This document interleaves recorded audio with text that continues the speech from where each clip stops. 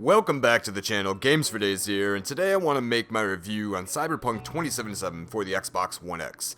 So online, I just see a lot of negative things about the console versions, and nobody seems to be touching the PlayStation 4 Pro or the Xbox One X versions. For this reason, I want to make my own, review and tell you guys what I thought. As you can see, I'm 115 hours. I had just finished the game today after 115 hours, man, and it was quite the ride. I got a lot to say about it, and before we get to that, if you end up enjoying my thoughts, impressions, opinions, drop a like before you go to help my channel. If you're new, subscribe, I upload every day. Alright, let's get into the review. Alright, first and foremost, let's talk about bugs, alright, because that seems to be everybody's focus. Out of 115 hours, I had very minimal bugs happen, but I have seen some. I've seen about 5 to 10 NPCs in the T-pose. That happened very rarely. Only when you would go into a very crowded area, it seemed. Then you would see someone kind of get stuck in that weird T-pose. But you could knock them out of it if you just nudge into them or whatever, or if you hit them. A lot of times they would go back to normal. It's strange. Another time I had my car, after I shot it one time, the car in front of me turned into a rocket ship, flew up into the air, and came back down. There was one time I had to restart because it was this weird black bar stuck on the screen, and that's it. Other than that, there was nothing game breaking. Out of 115 hours, the game ran pretty smooth, especially after all the updates they put out. But when it comes to bugs, almost non-existent. For 115 hours, just the small things I just described to you guys. For me, on the One X, it ran surprisingly well. Alright, first thing I want to talk about is gunplay, but before we get to that, I want to give you guys a little tip if you're playing with a controller. Go to your settings, go to your controls, come down and click Show Advanced Options. Make sure that's on, set to on, and you're going to see right below it, it's called Horizontal Turning Bonus, Vertical Turning Bonus, and Turning Ramp Up Time. Set all these to 0, because what this is going to do is when you press right or left to go to aim, it's going to speed up your camera, like your gun aimer or whatever, and it's gonna make it go really fast to the right or left, depending how long you're pressing the thing. But it throws your aim off. It's much better set to 0. Trust me about this. Helped me a lot. So if you're playing on a controller, make sure you do this. It's gonna help you a lot as well.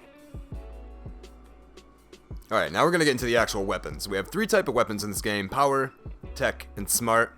That's just talking about the guns.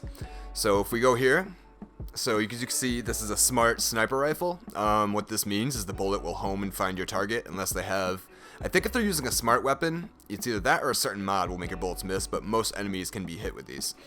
If you come down here, you'll see power. This is a shotgun I have. It is the bullets ricochet off of surfaces, and that's the benefit you get from a power weapon. And then we also have a tech weapon. This is Caretaker Spade. I got that after completing the game today, but I'll show you what tech weapon does. I believe this is one right here. Tech right here. Can be charged to release a powerful shot. Tech weapons. And what these do is they will go through walls. Alright? So that's the 3 types of guns you can have. Once again, we have smart, bullets home, power. They can ricochet off of corners, hit your opponent who's hiding behind cover. And then we have tech. They'll just straight blow through the cover, and they'll be screwed. Real quick, we'll come over here and we'll blow these dudes away with our Carnage shotgun. This thing is beast. I don't know if any of you have tried this yet, but once you see what this does, you're gonna want to try it. Oh, what are you doing over here, Crimes? Boom. It's vicious. Carnage is amazing, especially when you get mods on this thing, man. Boom. Up close and personal. It's funny too, because the gun's such a shitty made gun. You can see the shitty welds on it and such. Oh, look at that one-shot drop. Uh-oh, miss. I'm gonna get a reload. Look how big the bullets are. It's insane. But, shotguns are very powerful, as you can see. Let's switch. This is our tech weapon. See if we can... Oh, I just missed completely. That's the charge shot. Shoot this guy right through the van. So I missed again. Nope, that one hit through the corner. And then we have... Those are our Mantis Blades, but then there's our smart sniper rifle. Just boom. As you can see, 15,000 damage. I hit him for a headshot. So you don't really have to aim when it comes to smart weapons. You can also, once you get them locked on, just aim right up into the air. And it will, find them. Take them down. It's pretty awesome, especially if you have a problem aiming in this game. Smart weapons are extremely useful. How'd you not die from that? Oh, he did. I jumped the gun. But for guns alone, there's a bunch of different guns in the game as well. There's a shit ton of weapons. Where? I see these people on my radar, but I'm not seeing them. Are they above me? No way, they're not up there. But yeah, there's so many weapons you can find. A lot of different pistols, assault rifles, sniper rifles, shotguns. This guy, what the hell are you doing? You're fired. I think that guy broke. There's a weapon Skippy that I'm sure you all know about as of now, that does nothing but headshots.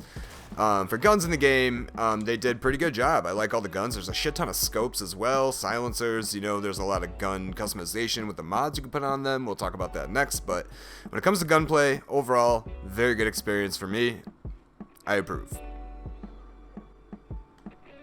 Quick tip I want to throw in there if you guys don't know yet. When you complete crimes or stop crimes, you need to find this item at every single location to actually clear it from your map. And then you got to grab the stuff that's in it. You don't have to take the weapons if you don't want, but you have to grab the other things.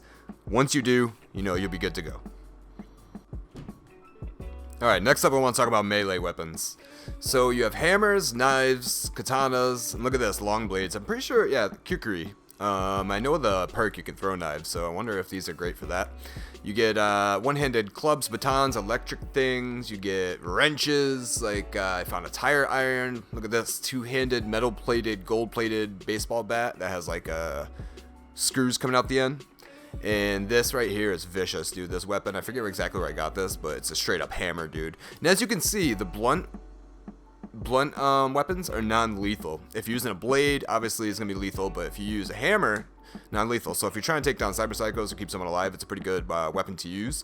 Also, I just got this, the Caretaker's Spade. This is from The Witcher 3, I believe. It's kind of an Easter egg weapon you get after completing the game. That's how you get it, if anybody's wondering. At least that's what I got it for. I looked at my inventory and said, you get a reward. I think if you hold attack and hit your enemy, their head explodes. I'm not sure about this, but I've seen it happen twice. So we can go through and check it out. So katana here, but the melee system, the weapons, I like quite a bit. Also, we have mantis blades, two blades that pop out of your arm. I have legendary ones equipped. So we're gonna go through right here and take out a bunch of these bad guys using these weapons, and I'll show you how they work. But all in all, I like the combat melee system quite a bit.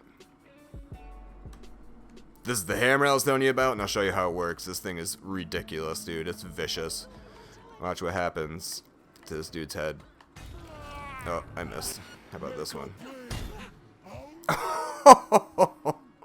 That's with no mods on this thing, man. That's just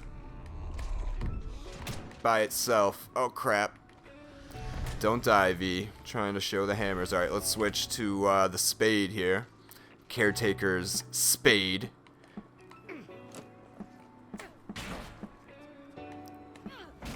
Oh, man.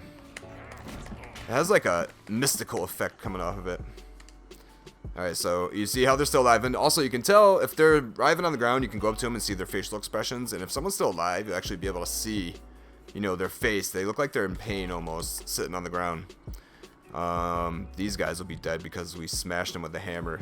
Like you see, they're missing pieces of their head. Morning decaf, eat that. But again, the melee system, the hits themselves feel a little light.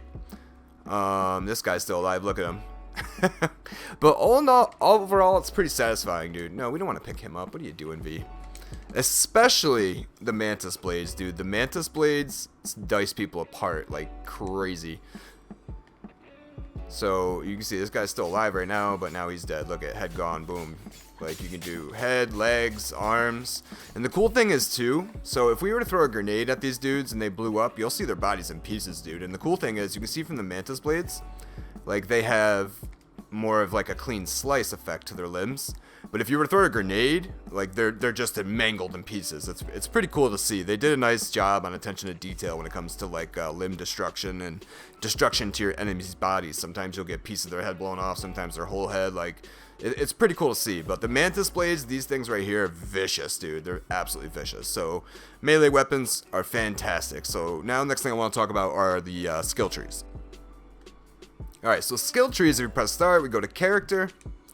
This is basically how you're going to make your build, so to speak, in these games, right? So let me show you. If we go into reflexes, you can see we have assault, bunch of this stuff is for, what that say, rifle and submachine guns, which I wasn't huge really on either through my playthrough. I was more of a handgun, blade, blunt weapon type of guy. If you look at my blades, you see gold everywhere. The only one I don't have yet is this one down here, which is increases crit damage with blades by 25%, plus 1% per perk level, which is pretty vicious, dude. But the blades themselves, every time I kill someone, I get like 20 or 30 percent of my HP back right here. So while wielding a blade, defeating an enemy restores 20% health and increases movement speed by 30% for 5 seconds. That's a badass perk. So, you know, you go through all these perks depending on what path you want to take in the game. You know what I mean? Like, there's so many different ways to go. It just depends on how you want to play the game. My advice would be, you know, look through them, see what they're all about before you start leveling up your character. That way you don't run into stuff later on where you're like, oh shit, I really wanted to be, you know, this awesome hacker, and now I'm a ninja. And because you can respect these points, right? But you cannot respect these points right here, guys. So these are your tribute points, which will, as you see, they give you increases. It tells you increases cyberdeck RAM by 4%, increase quick hack damage by 0.5. So they give you things for doing them, but you cannot reset these when you respec, quote unquote, your build. You can only respec the things that are inside of these, which are these perks right here. But that's, you know, it's still all good and fine. The only thing I don't really, the thing that makes it difficult is you have to upgrade. You see at the bottom of skill progression, 8 for assault. You know, you have to get that to level 20 to be able to get these perks. It makes it kind of tough because it takes a while to get some of these up. I know there's like quick hacks you can do for, like, say, for athletics and stuff like that. But when it comes to, like, say, blades example, you know, I've used my blades quite a bit. As you can see right now, I'm at 13%, about to be at 14, we're at 99. But I have to get at level 20 to get this last perk. So that's 6 more levels I'm gonna need after, you know, we achieve the next one. But all in all, these are pretty, you know, I like the skill trees. I like how many options you get. I'm wondering about this. Maybe this is something new coming in DLC. I don't know, but that's kind of strange. Like, it seems like there should be something there, but there's not. So if anybody knows anything about this, definitely put it in the comments below, because that makes me quite interested. But all in all, those are skill trees, and, you know, it works great. I like it. I like how, you know, you play the game how you want to go. It's pretty dope. Another thumbs up. And that's not where the builds stop. If we press into our cyberware here in our inventory, this is more build aspects to your build of your character. So this game has a lot of stuff that goes into these builds, right? So first thing right here, operating system. As you can see, I have a legendary one. It's pretty beast. It has 11 base RAM. Those are for using quick hacks during battle, turning off cameras, making people shoot themselves, commit suicide, whatever it is. Your buffer size, 6 slots. So I can put 6 mods onto it. This is, I have seen a couple better ones, but I got to get the required level to use them. So Cyberware is very important. You're going to want to make sure you upgrade that. But so as you can see, every part of your character's body can be upgraded to make you a more efficient killer, I guess. You know, look at this. So titanium bones. We have synaptic signal optimizer. I definitely know what that is. Smart link. And there's different levels of these as well. You know, there's legendary versions. As you can see, I have some blue versions. Shit, I even have some white versions installed. I still haven't seen another version for legs. If you guys know where this is going to be, drop a comment down below, because I still haven't seen it. But all in all, look at this. You can get subdermal armor, neofiber, better evasion. This is, look, it allows you to aim and shoot while dodging, slowing time at the same time. After taking damage, 2% chance you release a shockwave. I've had that happen and drop enemies around me. Increase my resistances. This increase health regen outside of combat by 50 points. I also just got something installed that it gives me 90% of my health back instantly, and I can do it during battle. So it's pretty badass. Ocular system, you get better eyes. Like, so as you can see, you'll find all this stuff out into the world, and, you know, it's gonna make your build better and more efficient. But it's another, you know, path or tree, I guess, or aspect onto making builds in this game. And I think they did a pretty great job with how many different options you have in the actual game for making your build.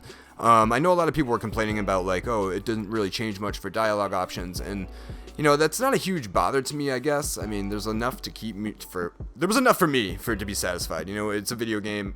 We gotta it's a video game. I mean, just remember that. You know what I mean? Obviously, we want the next best, the greatest, and whatnot. But when it comes to just the builds right now, and we're talking about the mods and everything, skill trees, I think it's pretty awesome. There's a lot of depth, man. As we said in the beginning when I started this video, 115 hours. That's a lot of hours. So I think they did a great job with the builds. You're gonna want to make sure you check out all this stuff.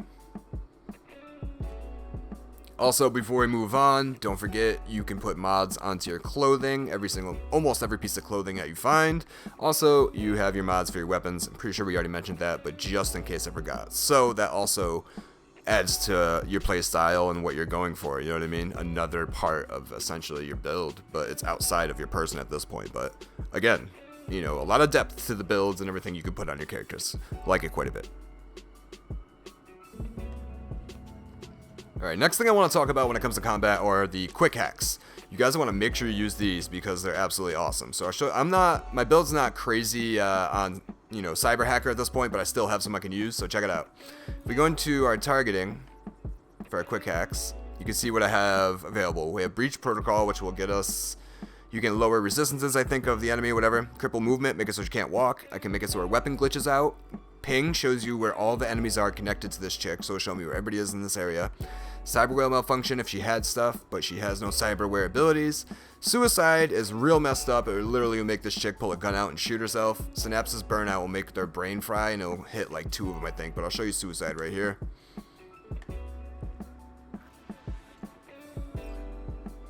You see it's filling up. Suicide takes a minute just because it's usually a one-hit knockout. Done affair. Alright, so she's going to drop her rifle, pulls out a gun, and boom, offs herself. Very nice, right? So this one that's left, we'll go down here and do synapse burnout. This one's a little faster. It's going to hit both of them. And after they get affected with this, we can run up, hit them with our blade, and you're going to be done. Someone's trying to reveal my position. I don't know what the hell just happened there. That was a little bug. Just slice them up real quick with our legendary blades like they're nothing. And that's it. So as you can see, the quick hacks during combat are super effective. Make sure you throw a couple of them into your build, man. The suicide one is hilarious to see enemies do. Sometimes they'll take out a knife and they'll just, you know, cut their own throat, but it helps quite a bit for you to get, you know, an ambush on some enemies. You know, start off with a quick hack or whatever, hop in there when they're all freaking out about seeing their buddy off themselves, and then you've gained the upper hand. So quick hacks are also awesome. Alright, now I want to talk about the missions and side missions in this game, right? So the side missions for me are what really make up the meat of this game. The main story for me was great, the writing was awesome, the story itself was pretty good, but the side missions, so you do racing, bounty hunting, rescue missions, car repo missions, cyber psychos, which are like people are freaking out and become like mini bosses.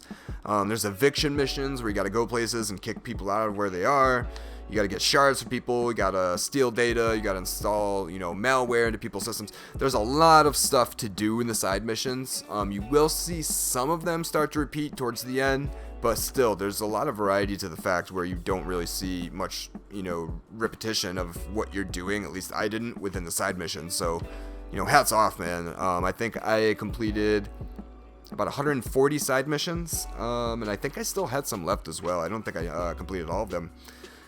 And the main missions themselves, so if you run through just the main missions, you can probably finish this game. I think they said 15 hours. I didn't. As you can see, 115 hours in, I did every side mission I could find. Anytime I saw the cops needed help, whatever it was, I found it, completed it, just so I could see everything the game had to offer, just because that's how good the side missions were. They made me want to keep doing more side missions, because they weren't just your standard, go here, you know, press this button, leave, go here, kill this guy and leave. There were some assassination missions as well, but like I said, the variety kept it to where I just wanted to keep seeing what was going to happen when I went to the next question mark on the map, because that's also how I was playing, was, you know, just open my map, go to a question mark, see what's going on when you get there. Or you can open your journal as we are doing here, pick a mission and go to it. But if any of you are going to play this game, I highly recommend you do the side missions.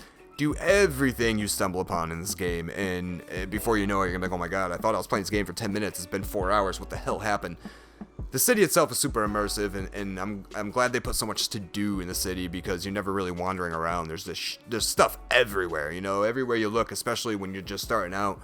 You'll never not have something to do in the game. So when it comes to missions, side missions, all great. The main story is fantastic. Like I said, I've only seen 2 of the endings so far, but there's a lot of different endings as well, and it depends on what you did during the main game is going to change that ending, depending on if you need help from certain people, or, you know, it opens up more paths to you. So again, with that being said, make sure you do as many side missions as you can. That way, when you get to the end, you have options.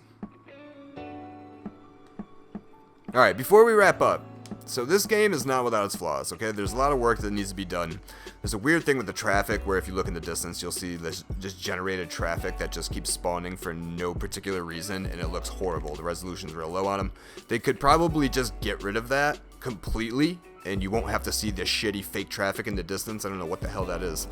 The frames have seemed to gotten a little better since they put out the patches. I've had 0 crashes with the patches that have been coming out, so it seems like it's getting fixed. But as time goes on, I'm sure they'll lock it down. As you guys all remember, Grand Theft Auto 5 first came out, you know, frames were dropping quite low in some areas and whatnot. You know, it happens. They'll fix it. It's no excuse for the base console versions being an unplayable state. I am not defending that whatsoever. That's complete and total bullshit, and I think that was shady business practices on their end, not allowing people to even show the footage because they knew it was that messed up. So don't take this as, oh my god, he's a fanboy, he's defending the company. Oh, hell no. I'm just giving you the factual experience I've had in the last 115 hours playing the Xbox One X version. It sucks ass that the base version consoles are not having the best time playing this game, and no company or business should ever release an unfinished product to someone and charge them full price, or not give them that heads up of, hey, this is kind of like a pre-release state. So don't take it that way. No, I'm not a fanboy by any means. I didn't even play The Witcher 3, to be honest with you. So for those of you who want to sit there, I'm not fanboy whatsoever. I personally have just had a great time playing the game. It does need work, but for me on the 1X version, there was no huge immersion breaking problems. And as you can see from what you're seeing on your screen right now, it looks pretty good. The textures look pretty good. As we look at that, the side of my eye, that looks like shit. I don't know where the hell that came from, but everything else, not too bad. But it needs work. We all know this. Alright, so if I had to give this game a rating out of 10 right now, I would give it an 8 out of 10. And that's, again, don't forget, that's for the Xbox One X version. I'm not sure how the Pro is faring, but for me, this version was absolutely fine and playable for me. I had a great time in my 115 hours. It was never frustrating with any bugs or anything like that. There was, like I said, some things I laughed at. I thought they were funny, but all in all, it kept me immersed in the story, the city, the wastelands outside of the city, everything. I had a great time with it. Again, I want to make this video, guys, to let you know how my experience went on the One X. I know it's different for every system. I heard PCs having issues with save files being above 8 megabytes, which is crazy.